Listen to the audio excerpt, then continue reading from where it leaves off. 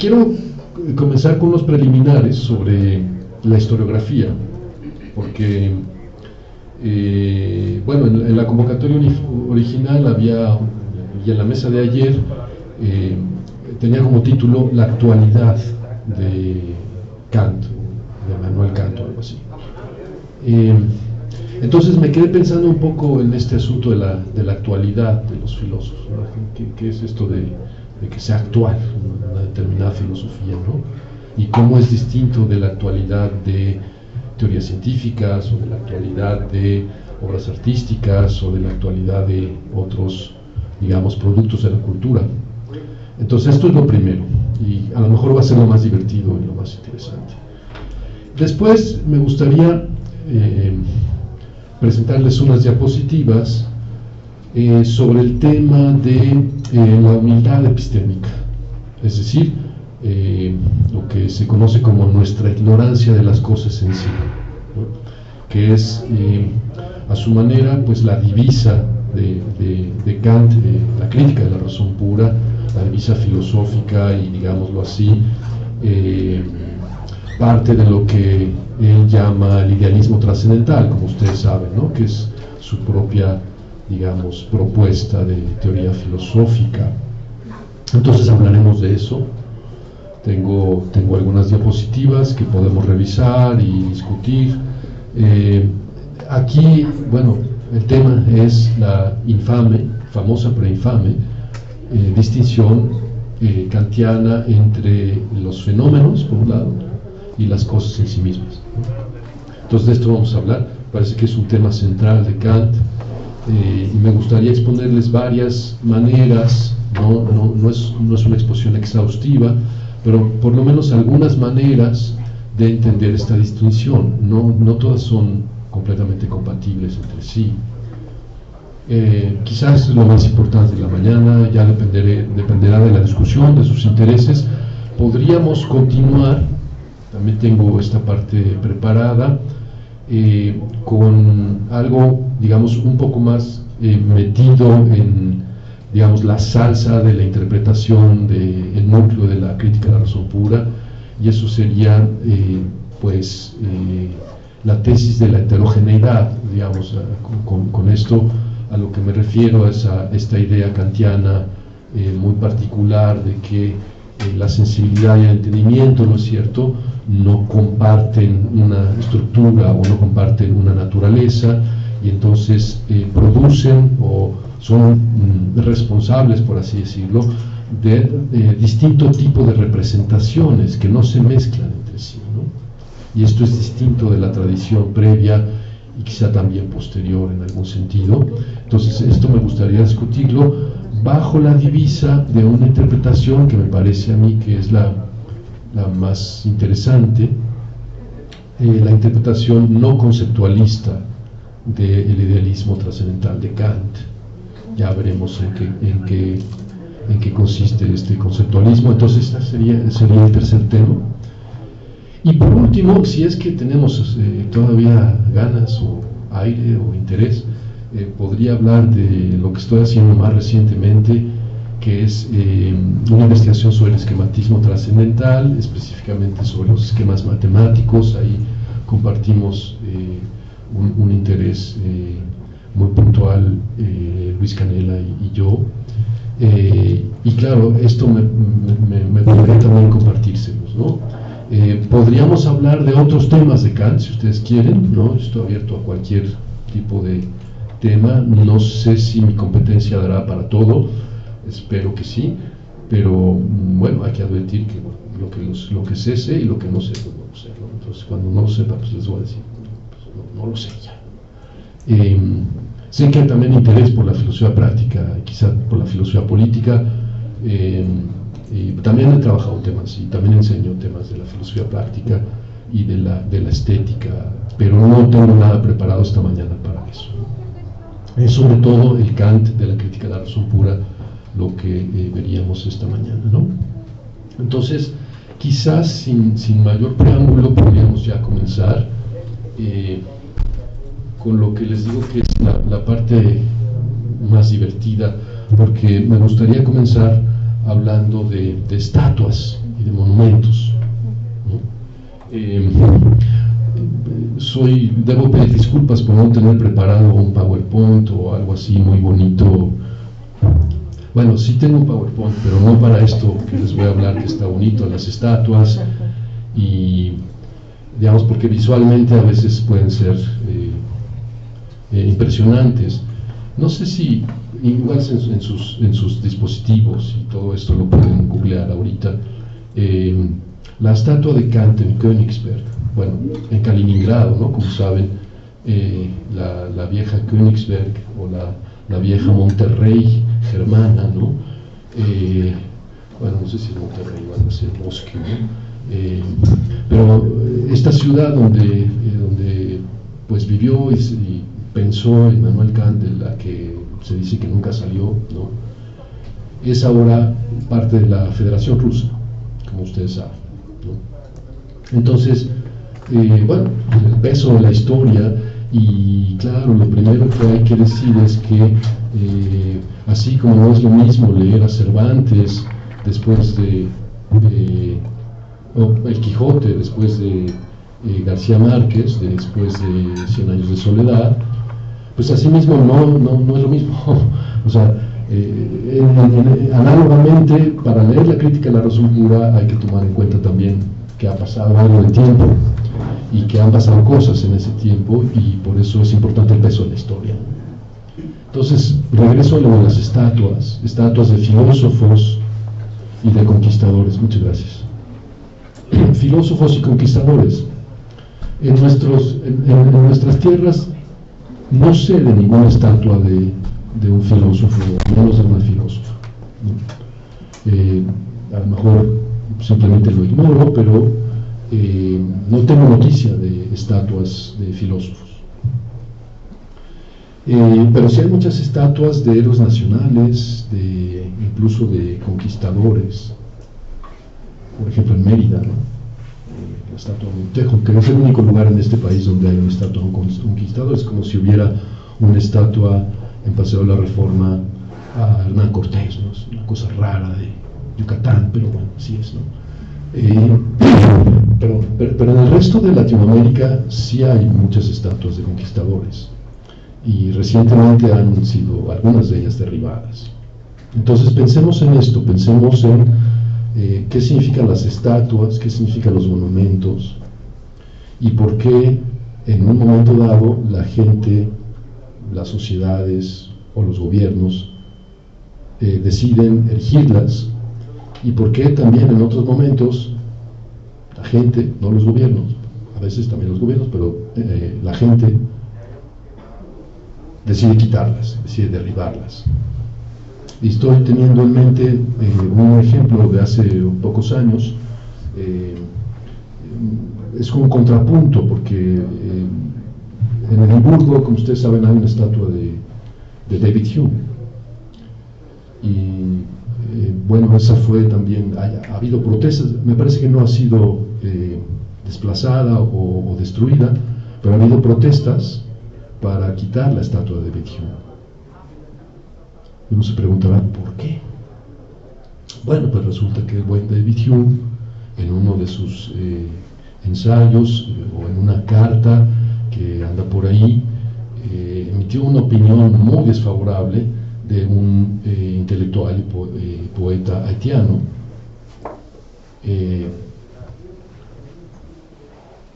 perdón, no es haitiano, es de Jamaica, era de Jamaica. Entonces la expresión de David Hume era en el sentido de que no tenía ningún mérito lo que hacía este señor de apellido Brown, porque eso lo podía hacer, era como si un perico estuviera repitiendo una poesía. O sea, la idea del perico, ¿no?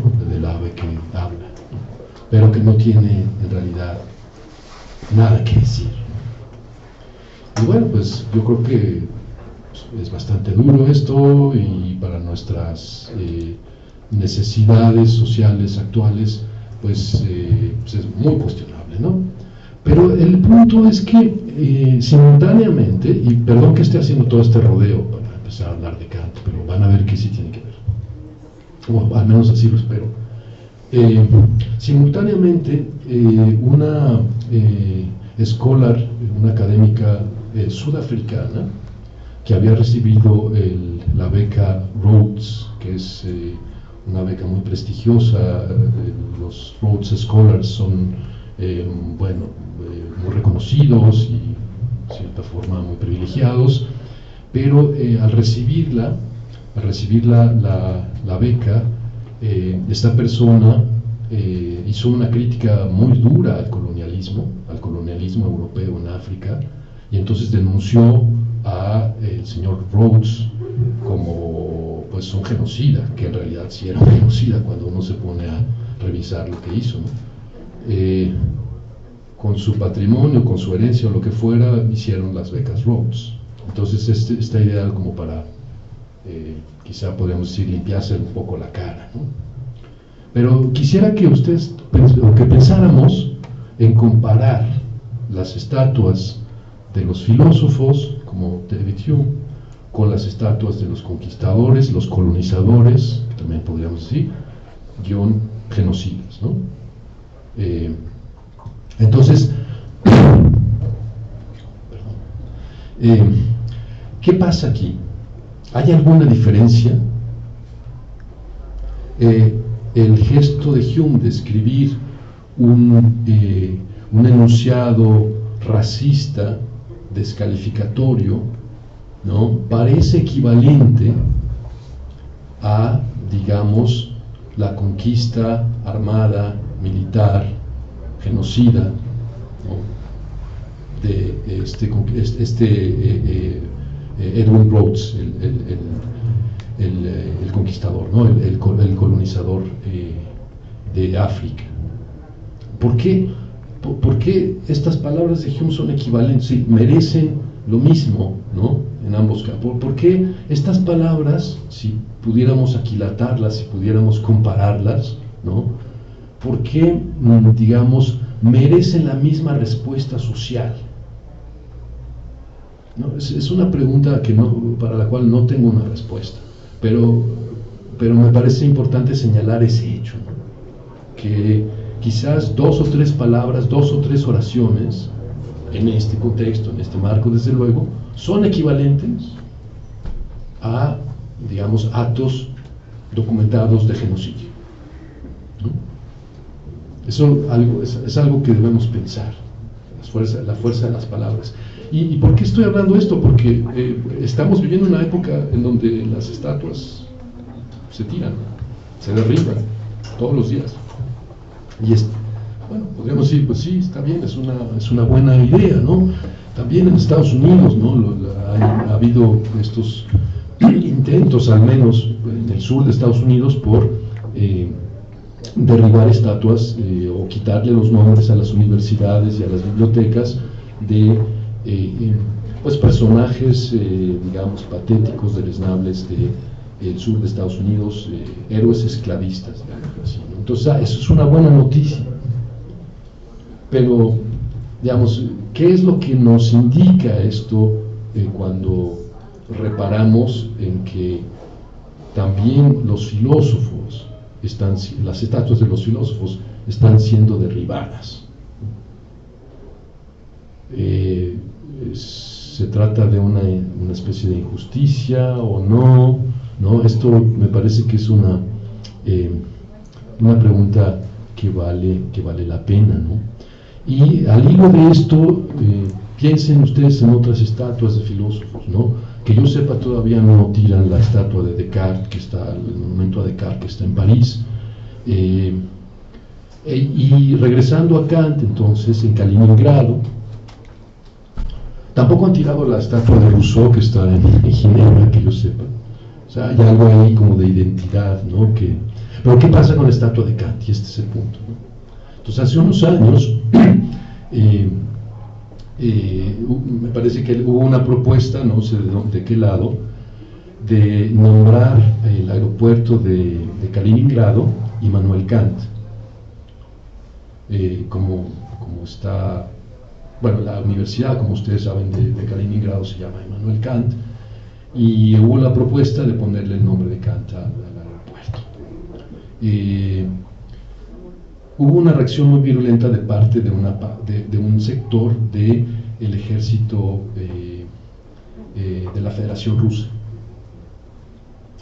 Y hubo protestas y manifestaciones, y una de las reacciones fue salpicar la estatua, no la derribaron, pero salpicaron la estatua de Kant de pintura rosa. ¿Y cuál era la idea? ¿O por qué era pintura rosa? Pues porque era un maricón, ¿no? Para los rusos, para los soldados rusos, o algunos de los soldados rusos, ¿no? Entonces, bueno, aquí está otra vez, ¿no?, la realidad social metida, que no lo podemos hacer fácilmente a un lado. ¿Por qué? ¿No? Y bueno, esto podemos hablar muy largo de esto, ¿no? ¿Qué pasa con las estatuas? Y digamos, podríamos decir, bueno, es que quienes hicieron ese acto le hicieron un favor. ¿Por qué le hicieron un favor? Porque Kant, ciertamente, no, y hay que decirlo con todas sus letras, era racista, sí, era racista, era misógino, sí, era sexista, y quizá podemos seguir contando, ¿no? No sé si era clasista, porque el clasismo es más embosado, tiene sus diferencias con el sexismo y el racismo, pero ciertamente Kant tiene enunciados muy claros que son racistas y que son sexistas. Entonces, ¿qué pasa con esto? ¿Qué hacer con esto? Y la pregunta entonces, ya para empezar a entrar más en materia, es ¿cómo hacemos un canon filosófico? ¿No? Porque la idea del canon es la que ahora me gustaría poner sobre la mesa, ¿no? ¿Qué es un canon? ¿Por qué hay cánones filosóficos? ¿Y qué hacer con ellos? Porque los cánones filosóficos, como los cánones eclesiásticos, son, podríamos decir, una lista de santos, ¿no? Una lista de figuras emblemáticas, digámoslo así, sin las cuales, por ejemplo, en nuestro oficio, que ayer recordábamos con Villoro, que no es una profesión, sino más bien un modo de vida, ya en ese sentido más un oficio, ¿no? Pues nuestro oficio tiene muchos santos y muchas figuras emblemáticas. Entonces, a veces la historia de la filosofía se nos impone como algo que no nos deja pensar, como algo que nos aprisiona. Y por eso me gustaría discutir con ustedes, conversar con ustedes, tres dilemas, ¿no? Entrando ya más en materia, porque me gustaría tratar de cuestionar algunos, digámoslo así, presupuestos o dogmas de la historiografía de las últimas décadas, pero quizá de la última mitad del siglo XX. ¿Qué hace de una lista de lecturas un canon?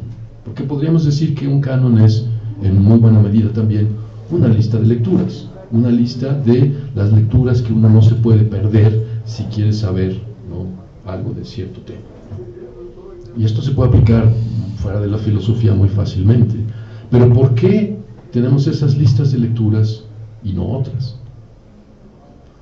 Por supuesto que hay mucha flexibilidad, o al menos eso espero, en las listas bibliográficas de los cursos, etcétera, ¿no? Y pueden entrar y salir muchas opciones, muchas fuentes. Pero de todos modos tiene que haber una lista de lecturas. Y en ese sentido, entonces, tendría que haber un canon. Pero ¿cómo? O sea, quiero plantear esta pregunta: ¿cómo llegamos a canonizar a los santos filosóficos? ¿No? O sea, ¿no? ¿Es solamente por razones filosóficas? ¿O también hay que incorporar razones de tipo, o evidencias de tipo sociológico, ¿no? Porque, pues como nos han recordado repetidamente, la filosofía no es solamente una actividad en el topos uranus, ¿no? Desprovista de toda carne, desprovista de toda sensibilidad y desconectada de la realidad social, ¿no? Esto me parece que es un gran error, y lo que se produce es mala filosofía, me parece a mí, aunque produzca honores en otros sentidos, ¿no? Entonces, primer dilema. Por favor, no les dije, pero yo puedo hablar y prefiero que me interrumpan. Entonces, si tienen alguna observación, alguna pregunta, alguna precisión, alguna objeción, comentario, etcétera, por favor, siéntanse cómodas y cómodos de hacer las preguntas, levantar la mano o simplemente alzar la voz y preguntar o decir lo que quieran decir. Primer dilema, que digamos que sería el dilema historiográfico básico, como me gustaría plantearlo.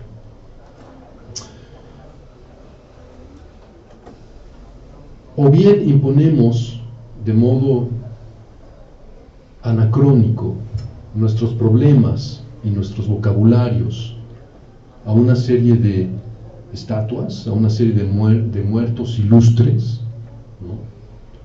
O bien nos limitamos al intento de hacer que sus tonterías o sus falsedades sean menos tontas y menos falsas, poniéndolas en el contexto de los tiempos quizá atrasados u oscuros en los que esas ideas fueron formuladas, ¿no? Entonces, este dilema me parece importante, habiendo, bueno, en parte formado en la filosofía analítica y bueno, convivo mucho con gente interesada y que practica de modo sublime la filosofía analítica, como bien sabe mi amigo Ariel. Desde la filosofía analítica se suele hacer se suele adoptar el primer cuerno del dilema, ¿no? Es decir, ¿para qué nos interesa o para qué nos tomamos el trabajo de tratar de entender a los autores, autoras también, en sus propios términos, reconstruyendo el contexto histórico, teórico, intelectual en el que sus ideas se insertaron? Porque lo que nos interesa, diría el primer cuerno del dilema, ¿no? Lo que nos interesa es entender las cosas ahora, resolver nuestros problemas ahora. Entonces, por eso parece legítimo imponer nuestros problemas y nuestros vocabularios y hacer de los muertos ilustres nuestros contemporáneos, como si fueran nuestros interlocutores. Entonces les imponemos vocabularios, les imponemos nuestros problemas, aunque sabemos que quizás no son los problemas que ellos tenían. Y el otro cuerno del dilema es, bueno, hacemos un intento por reconstruir históricamente la época y las motivaciones y las discusiones internas o las discusiones que tenían los autores con sus contrapartes en otros contextos, para tratar de hacernos entender por qué lo que dijeron fue importante. Pero nunca nos metemos con nuestros propios problemas. Entonces, bueno, este es el primer dilema. No sé si alguien quiere decir algo. Bueno, voy a pasar al segundo dilema y luego regresamos. No se preocupen, tenemos tiempo y no necesitamos agotarnos. O sea, el dilema es que tenemos que elegir uno de los dos. No veo la incompatibilidad. Perfecto, exacto. Sí, se presenta como un dilema, pero claro, mi propuesta, ¿no?, va a ser que todos son falsos dilemas. Todos son falsos dilemas. En este caso, en el caso del dilema historiográfico básico, como lo puedo denominar, tenemos el dilema entre la reconstrucción, o lo que ahora se llama reconstrucción racional, por un lado, y por otro la reconstrucción histórica. Es decir, la reconstrucción racional sería esta idea de lanzar nuestros problemas a los textos y ver qué respuesta nos pueden dar con nuestros vocabularios y ver qué respuesta podemos obtener para nuestros problemas con nuestros vocabularios. Esa sería la reconstrucción histórica muy grosso modo. Sí, por favor. Sería un poco el dilema entre hacer de la historia de la filosofía o de la historia de la filosofía historia. Sí, se puede plantear así, sí, gracias, sí, correctamente. Lo que normalmente entendemos por historia de la filosofía, creo que no se deja atrapar fácilmente cuando tomamos en serio estas cosas, y cuando tomamos en serio que hay que hacer las dos cosas, y no solamente la reconstrucción racional y la reconstrucción histórica, sino también algo que se ha dado en llamar historia intelectual o Geistesgeschichte, por la expresión alemana, ¿no? La historia espiritual. Entonces esta digamos beta de la historia de la filosofía creo que tiene que ver justamente con la primera, con hacer filosofía de la historia de la filosofía. ¿Y en qué sentido? En el sentido de que también hemos de incluir en nuestros trabajos de historia de la filosofía una serie de consideraciones sobre cómo se conecta el trabajo del autor o la autora y las conexiones que establecen con el muerto ilustre, digamos. Todas estas tenemos que tomarnos el trabajo de justificar y de meterlas en un contexto que permita apreciar su importancia. ¿Para qué? Y esto lo voy a repetir quizá varias veces, porque me parece que esto es el trabajo de crear una comunidad intelectual, ¿no? Que no se logra fácilmente si lo único que hacemos es reconstrucción racional o si lo único que hacemos es reconstrucción histórica. Además de la reconstrucción racional, la reconstrucción histórica y la Geistesgeschichte, pues la gente ha distinguido una cuarta manera de hacer historia de la filosofía, que sería la mal llamada doxografía o la mala fama de la doxografía, ¿no? Y eso es lo que no queremos hacer. Creo que nadie quiere hacer doxografía, es decir, el esfuerzo por la traducción de una lengua extranjera, la traducción de una filosofía quizá ajena, ¿no? Y hacer el esfuerzo puntilloso por ver cómo se conecta a grandes rasgos con otras digamos, propuestas filosóficas a lo largo de los 2000 años que lleva esto, ¿no? Por lo menos en Occidente. Entonces, típicamente la doxografía los trabajos tienen los títulos como de Platón a Descartes, o la idea del alma de Plotino a William James, ¿no? Bueno, se me está ocurriendo, no sé por qué William James, pero ¿no? Ese tipo de grandes rasgos, grandes plumazos, puede contar como historiografía. Cuidado con eso. Cuidado con eso, porque no me parece que suele tener malos resultados. ¿Sí? Pero entonces el primer dilema, decimos, bueno, es un falso dilema, ¿no? Hay que hacer tanto reconstrucción racional como reconstrucción histórica. Hay muchos ejemplos. Por ejemplo, un caso famoso, ilustre de reconstrucción racional de la crítica de la razón pura es la de Peter Strawson, Los límites del sentido, un libro imperdible, ¿no? No tenemos que estar de acuerdo, ¿no? Quizá para nada, pero no debemos dejar de leerlo. Eso sería un caso. Recuerden lo que hace Strawson, ¿no? Dice, bueno, me voy a quedar con el argumento analítico, ¿no? De las condiciones no empíricas de la experiencia, pero voy a hacer a un lado todo lo que tiene que ver con la metafísica del legalismo trascendental, que es un lastre. Entonces, la reconstrucción histórica.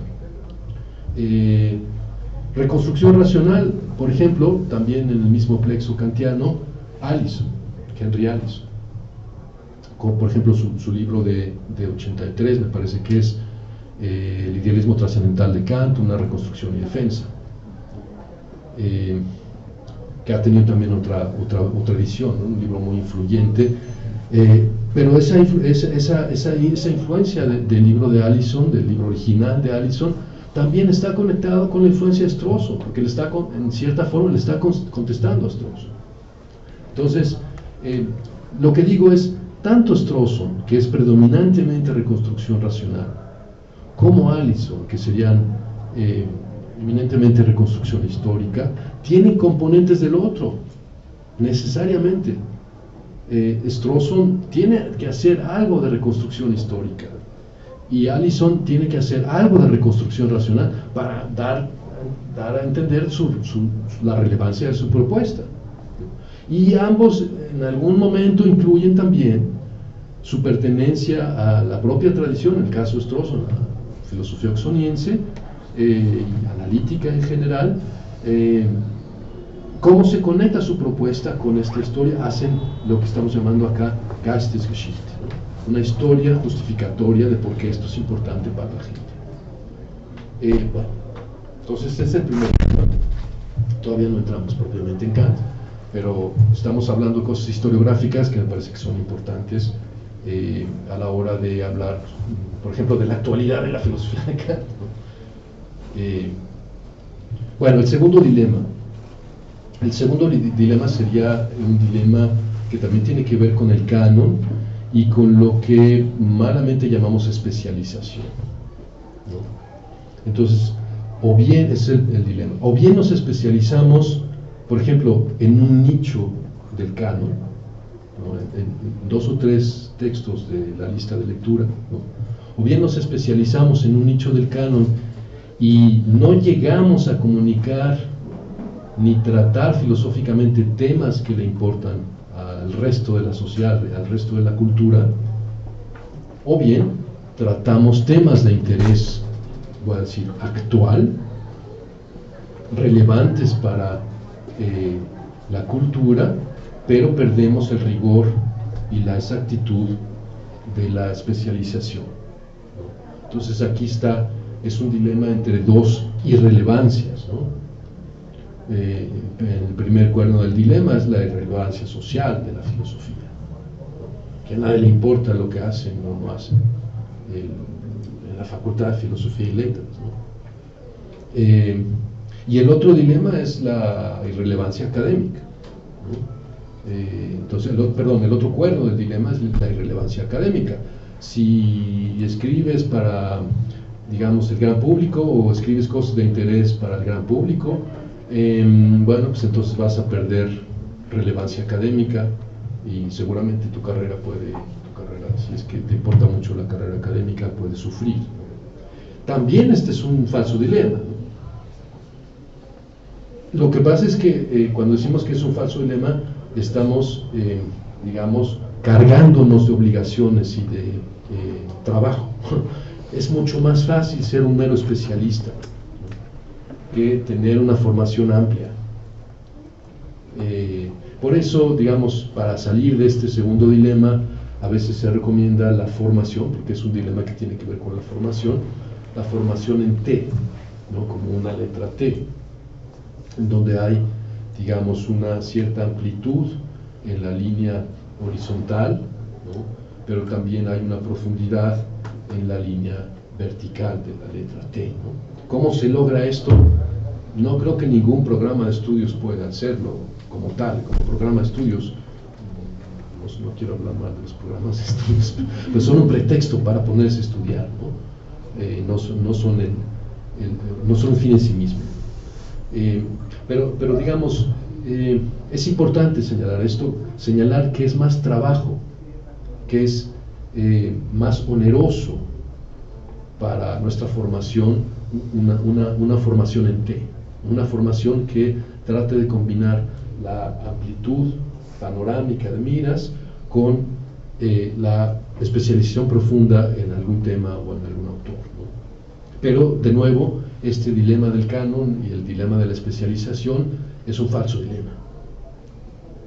En todos los casos, para decir que es un falso dilema, para vivir de acuerdo a eso que uno dice que es un falso dilema, pues se requiere mucho más tiempo, mucho más trabajo, quizás perder algunas oportunidades o algo así.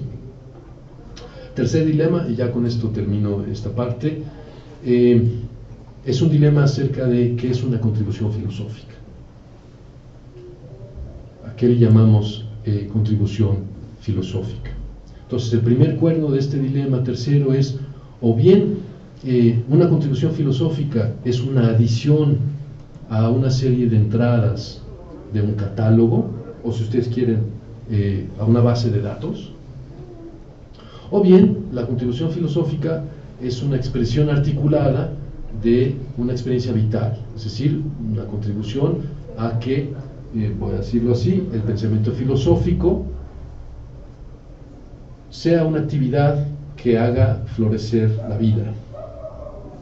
Hay un bolero, no sé si es un bolero, bueno, se llama Veracruz, que me parece que es el de Agustín Lara, el que se llama Veracruz, y me gusta la versión de Toña la Negra, que tiene esta palabra vivificante.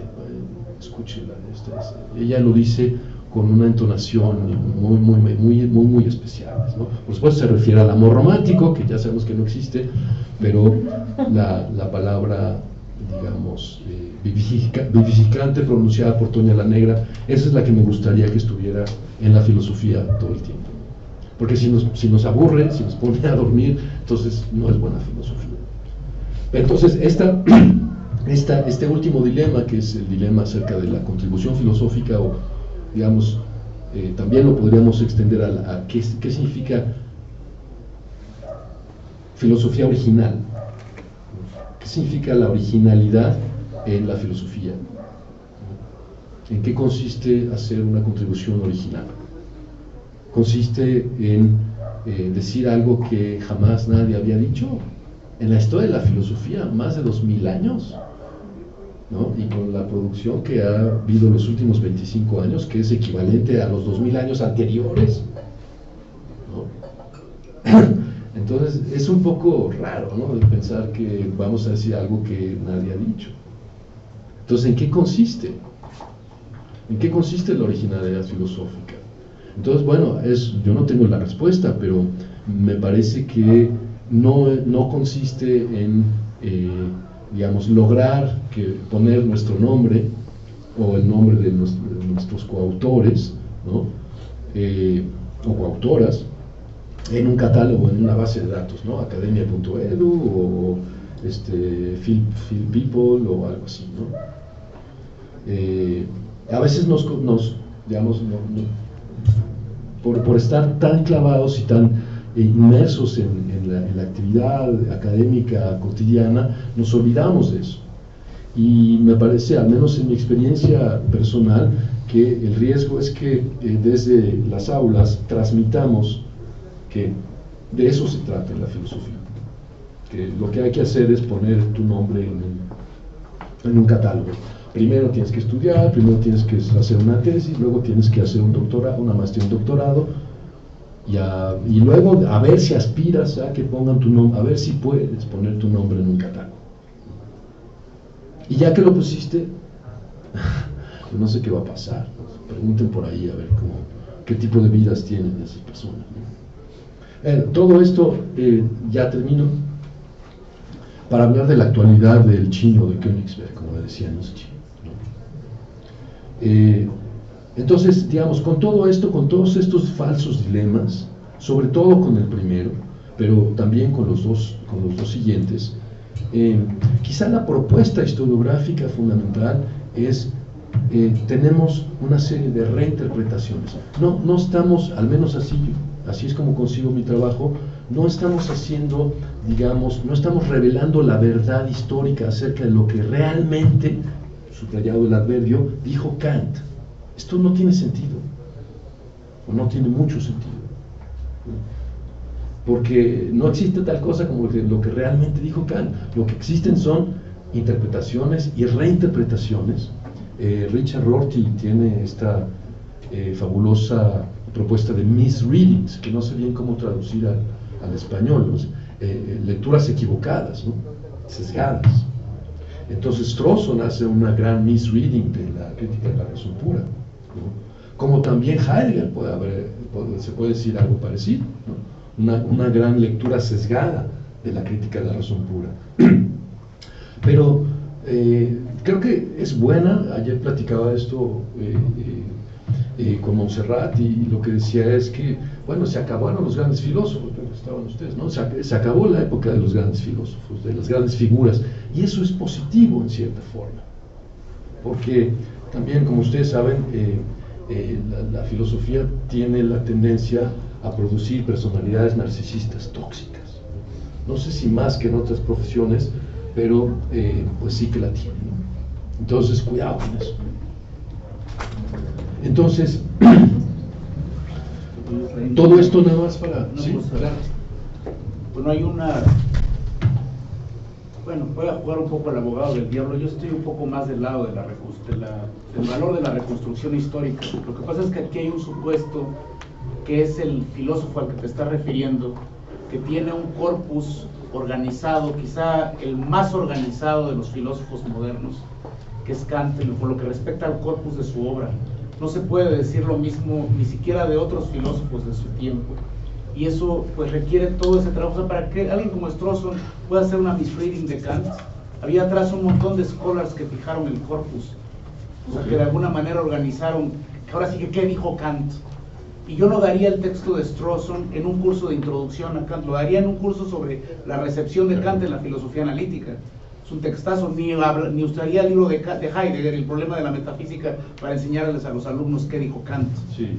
Y en cambio, a lo mejor sí utilizaría el de Allison, aunque con algunas reservas, precisamente porque lo que necesito es que discutamos Kant y no Strawson, porque Strawson es su propio pensamiento con ocasión a Kant, o Heidegger igual. Entonces, es interesante, o sea, entiendo tu punto porque lo estás planteando desde tu trinchera, pero mira, tan simple el ejemplo de Aristóteles, o sea, justo cómo se forma un canon. Aristóteles, cómo fue durante siglos un corpus cerrado que Jaeger vino a poner hasta el siglo XX, bueno, antes Brentano y Trendelenburg y toda la gente, los filólogos, bueno, Schleiermacher, que empezaron a reconstruir el corpus aristotélico, entre comillas, como era, frente a la recepción escolástica que lo peinó y lo vistió para que coincidiera con la doctrina de Tomás y así sucesivamente, ¿no? Entonces, vamos, si hay el error, y sobre todo el error de, vamos a decirlo así, algunos filósofos analíticos que están, que sobreestiman esta idea de que hay que decir algo, lo que dijo el último paper, y desestiman el tema de la historia de la filosofía, es que se brincan, bueno, a lo mejor filosóficamente les parece irrelevante, la importancia de la reconstrucción de los corpus. O sea, para que podamos discutir a Kant y haciendo todas estas misreadings, tuvo que pasar un esfuerzo extraordinario de fijar el corpus de Kant. Kant, por poner este último ejemplo, un último punto, es el filósofo más y mejor traducido al español que hay, así de los filósofos alemanes. Prácticamente está traducido todo, sí. Y hay hasta varias traducciones, sí, del mismo texto. Sí. Entonces, claro que ahora sí podemos hacer misreadings, porque ya no hay mucho trabajo historiográfico que hacer. No se puede decir lo mismo de Husserl, o de Hegel, o de Fichte, y así sucesivamente, ¿no? Y tampoco le podemos reservar ese trabajo a los historiadores y a los filólogos que no saben filosofía necesariamente. Entonces, bueno, está, sí, digamos, esta otra parte, ¿no? Te agradezco porque me permite aclarar el punto del primer dilema, ¿no? Porque, por supuesto, nunca he tratado, y no ha sido mi intención, descalificar la reconstrucción histórica. En parte a eso me he dedicado toda mi vida. No es esto. Nada más prevenir en contra de la doxografía, ¿no? Es decir, de entender una contribución filosófica como un ejercicio autocontenido, ¿no? Comparar la Nova Dilucidatio, hace una semana vi un trabajo así, ¿no? Que comparaba la Nova Dilucidatio con la monadología física, todo precrítico, todo bonito, y entonces se dedicaba a trazar las líneas de continuidad, y nada más, y nada más. Entonces, sí, digamos, podrías decir, ¿no?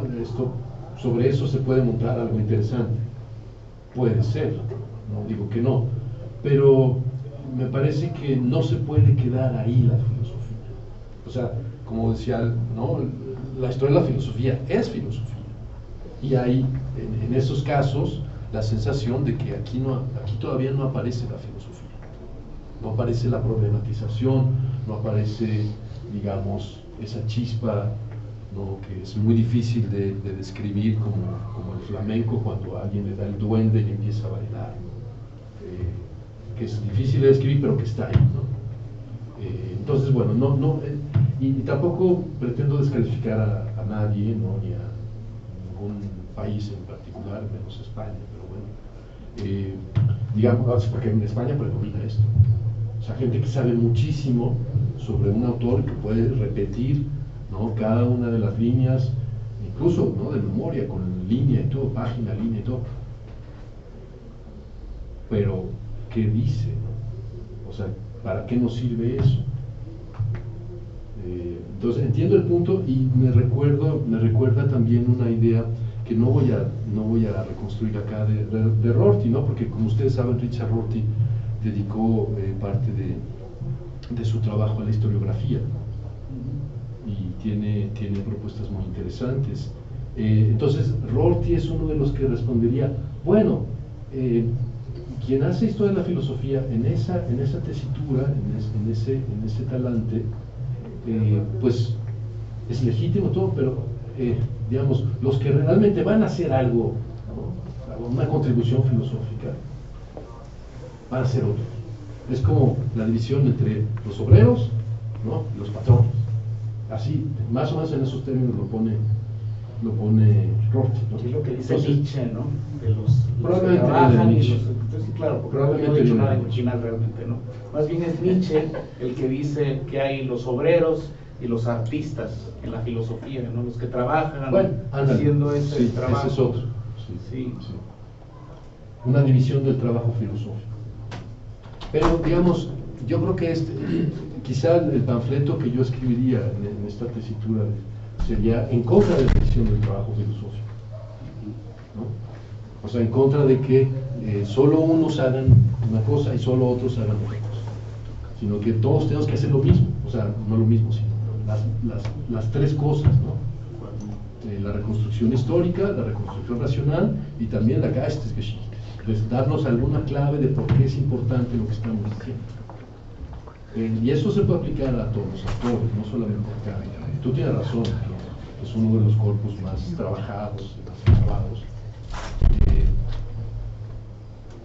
Y tú dices, bueno, la historiografía está completa, puede ser, pero me parece, y esto es otro de los temas con el que me gustaría cerrar esta sección, y quizá podemos hacer una pausa si ustedes quieren.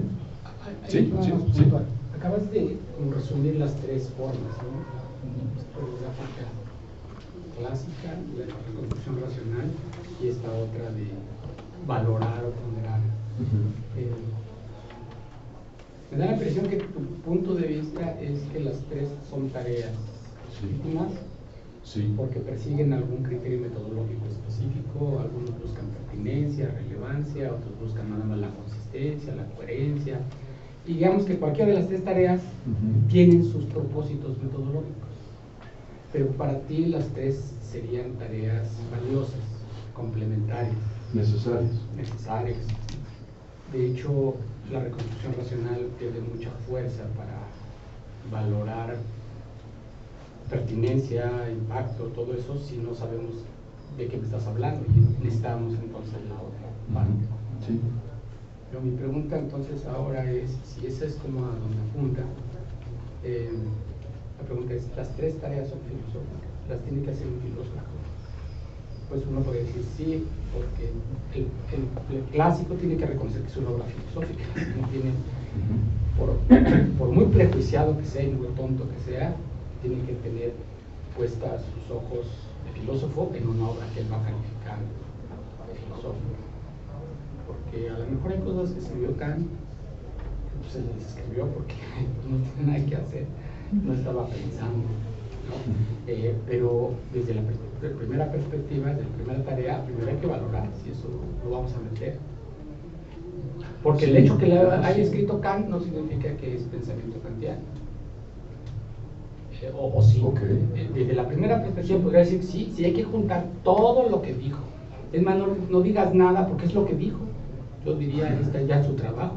Que no metas mano porque entonces ya no hiciste bien tu trabajo de historiador de la filosofía. Primero ponme las cosas ahí en los objetos. No, tráeme el cadáver, ahorita le metemos cuchillo, ¿no? Sí, que sería. lo que pasa es que bueno, aquí mi pregunta es: si no estás hablando de tres tipos de filósofos con tres tipos de intereses, y quizá la metodología venga a ser la solución. Como tienes criterios metodológicos diferentes en los tres, tendrán que aplicar métodos distintos, pero se necesitan especialistas, filósofos. Sí. Ahora, no es división del trabajo. Un buen filósofo debería hacer las tres cosas. Exactamente. ¿Para allá va? Sí, sí, esa es mi posición. Y que, digamos, ni siquiera lo pondría en términos de buen filósofo, sino el buen texto filosófico. Sí, cualquiera. ¿no? Es que contiene de estas tres. Pero es que ese juicio va a salir de las tres tareas. Sí, Tú no claro. puedes decir que es un buen texto filosófico si no hiciste lo primero. Y desde tu perspectiva filosófica, aunque no Sí. creas en eso, dices, esto califica como filosofía. Después haces la reconstrucción racional y dices, ¿por qué? O sea, la justificas por su impacto. Y después vienen los niveles de inventiva que pudo haber tenido. En una de esas no es tan, Sí. no es tan novedoso en cuanto a la nueva idea, pero la claridad con la que lo puso, pues lo debe brillar. Sí, la manera en que lo pone, sí, claro. Solamente tendría que, yo tengo como una especie de fobia a la palabra metodología, palabra metodológico, y también tengo una especie de fobia por el concepto de criterio. Entonces, esas, digamos, si podemos quitar por lado esto de criterios metodológicos específicos, estoy completamente de acuerdo con lo que dices, ¿no?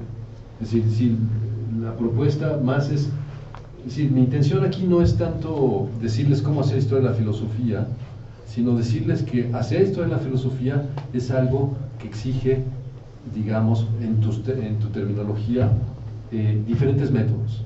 Yo creo que estos no son métodos, pero no, criterios metodológicos, no sé, pero digamos que tenemos que hacer los tres tipos de trabajo, sí, eso completamente de acuerdo. Y esa sería mi recomendación, ¿no?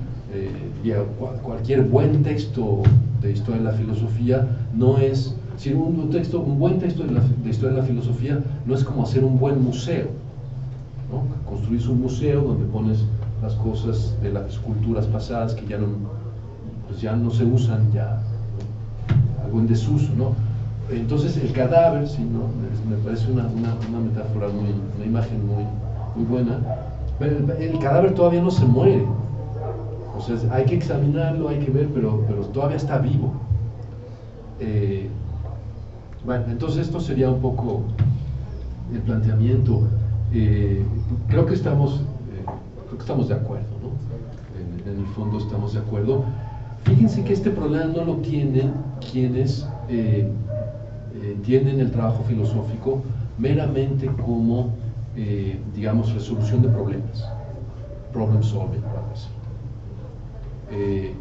¿Por qué? Porque la historia de la filosofía es una caja de herramientas que solo se usa en caso de necesidad, y casi nunca hay necesidad, porque digamos, las herramientas tanto formales como no formales que se han desarrollado últimamente, en las últimas décadas, pues a veces hacen innecesario la formación filosófica tradicional. Y tenemos muchos ejemplos en el canon, quizá también fuera del canon, de grandes contribuciones filosóficas de personas que no tuvieron una formación filosófica. Curiosamente, no sé por qué, pero los que tengo en mente todos son matemáticos, ¿no? Husserl y Wittgenstein, bueno, Wittgenstein más o menos, ¿no? Pero no, su interés en la lógica, por lo menos pero Wittgenstein no tuvo una formación filosófica, él era ingeniero y había estudiado estas cosas, ¿no? Y entonces uno se pregunta por qué. Estos son los ejemplos que dicen, ¿para qué estudiamos historia de la filosofía? ¿Para qué estudiamos a Kant o Aristóteles? ¿No? Si un ingeniero con medios y recursos y inteligencia puede hacer un tratados lógico-filosóficos, unas investigaciones, ¿no? Peirce era químico, Charles Sanders Peirce era químico, pero dedicó 10 años a estudiar la crítica de la razón pura, entre otras cosas, ¿no? Entonces también hay como matices. Sí, como no, químico, bueno, sí, información, químico. o sea, sobre todo la formación formal, o sea, la educación formal, filosofía, porque evidentemente Wittgenstein había leído su Schopenhauer, había leído algo de Kant, etcétera, no eran menos ignorantes que se les ocurrió de pronto, como la manzanita de Newton, que a veces se dice, ¿no? Entonces sí, esto es bueno, Entonces sí, es un reto, perdón, sí, compañero. No, pero no, termina la no, solamente iba como a redondear el punto, y lo que me interesaba ahora como rescatar es ¿para quién estamos trabajando? ¿Para quién escribimos? Escribimos, digamos, y esto puede tener una respuesta múltiple y todas ellas pueden ser legítimas. Uno puede escribir para el súper especialista que está en Polonia y que es el único que entiende lo que uno dice, y eso es legítimo, no tiene nada de particular. Pero me parece que de todos modos, más tarde o más temprano, hay que tener en mente una comunidad, digamos que uno escribe también, uno hace filosofía como parte de una comunidad de diálogo, y la escritura y los textos filosóficos pues también tienen esa función, es decir, la función de formación comunitaria. No me quiero poner eclesiástico ni nada de eso, pero esa es una idea potente, me parece a mí. O sea, que no estamos aislados y que hace falta renovar, ¿sí? Cuando se habla de las historias de las instituciones, ¿no? Cuándo se fundó la facultad, quién vino, quién fue, quién estuvo aquí. Eso es parte de una historia comunitaria que se debe rescatar. Y por eso cuando decíamos que bueno, ya se acabó la historiografía kantiana, puede ser que en algunos, sí, ya el corpus, ya creo que ya me faltará quizá un tomo, no sé. Las cosas que, como decía Ariel, pues a lo mejor no son parte del pensamiento kantiano, ¿no? Las intrascendentes o intrascendentales, no sé. Pero de todos modos estamos haciendo comunidad, que es una comunidad de diálogo. No se trata de que seamos todos amigos y amigas, ¿no? Se trata de, digamos, no voy a desglosar el concepto de comunidad, que tiene, ¿no?, muchos componentes y muchas variantes, y es polémico, pero hay un componente de reconocimiento, ciertamente. Y es importante que las comunidades de diálogo que estamos haciendo cuando escribimos y cuando hablamos filosofía sean lo más amplias posibles. Y eso, digamos, que tiene la filosofía como propiedad, ¿no? Yo creo que tiene muchas propiedades curativas la filosofía, y una de ellas, ayer hablaba de la emancipación, del componente emancipatorio de la filosofía, pero también hay un componente curativo. En este reconocimiento de lo que el otro o la otra dice, que es distinto de lo que yo pienso, y que no porque sea distinto, no porque sea distinto, deja de formar parte de la comunidad, una comunidad de diálogo. Entonces, esto me parece muy importante, eso tiene que ser una comunidad viva de diálogo. Y a veces hablamos más con los muertos que con los vivos, ¿no?